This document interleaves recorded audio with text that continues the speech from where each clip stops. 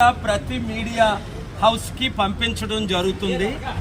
ఇప్పుడే నేను deputy chief election commission Sharma గారితో ఫోన్లో మాట్లాడాను. నా మిత్రులు ఆయన ఢాకా బంగ్లాదేశ్లో ఉన్నారు.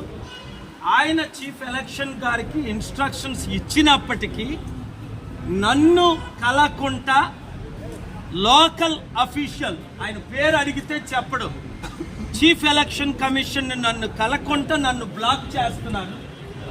ఇంతకంటే అవినీతి పట్టపగలు ఎక్కడైనా ఉంటుందా? నేను ప్రజాశాంతి పార్టీ ప్రెసిడెంట్ని. Chief election commissioner Rajiv Kumar గారు అనేక సార్లు నన్ను కలవడం జరిగింది. ఎంటైర్ ఎలక్షన్ కమిషన్ నన్ను కలవడం జరిగింది.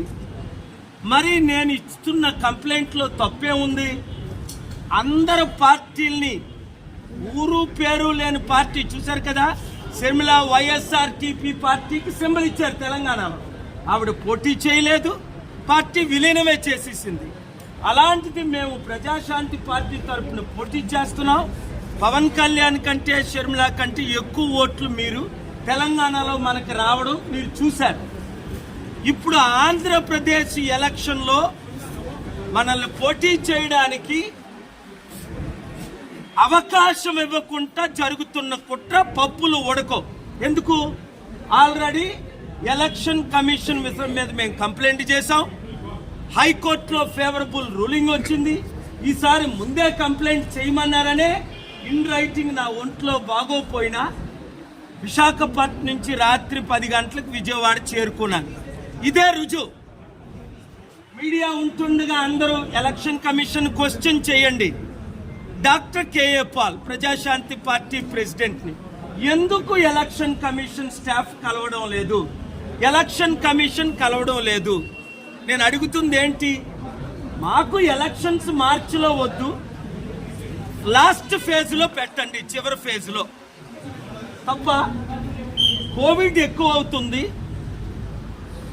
10th ఇంటర్మీడియట్ ఎగ్జామ్స్ తర్వాత, డిగ్రీ ఎగ్జామ్స్ తర్వాత పెట్టండి. 2, 3 ఎలక్షన్ అయిపోగానే 40 రోజులు లాస్ట్ టైం ఉన్నట్టు కౌంటింగ్కి టైం ఇవ్వకుండా ఎలక్షన్ అవ్వగానే ఓట్లు లెక్కించండి. ఈ 3 డిమాండ్లు నేను చేస్తున్నాను. ఇందులో తప్పని ఎవరైనా పట్టగలరా? చెప్పగలరా? చూసుకోండి, 2 కులాలే నడుపుతాయట మనల్ని. అందుకనే పవన్ కళ్యాణ్ చంద్రబాబు నాయుడుతో ఉంటే పర్వాలేదు, welcome. Chief election commission welcome. అంటే వాళ్ళు ఏం చెప్తే అదే జరుగుతుంది అనమాట. ఇది 2 కులాలైనా నడిపేది మనల్ని? 2 కుటుంబాలైనా మనల్ని నడిపేది? అర్థం చేసుకోండి. నా పోరాటం ఎప్పుడూ ఆగదు.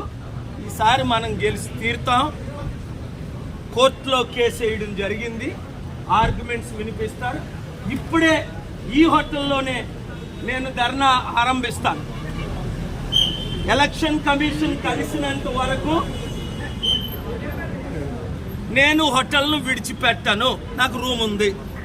Thank you very much. నా రూమ్ నెంబర్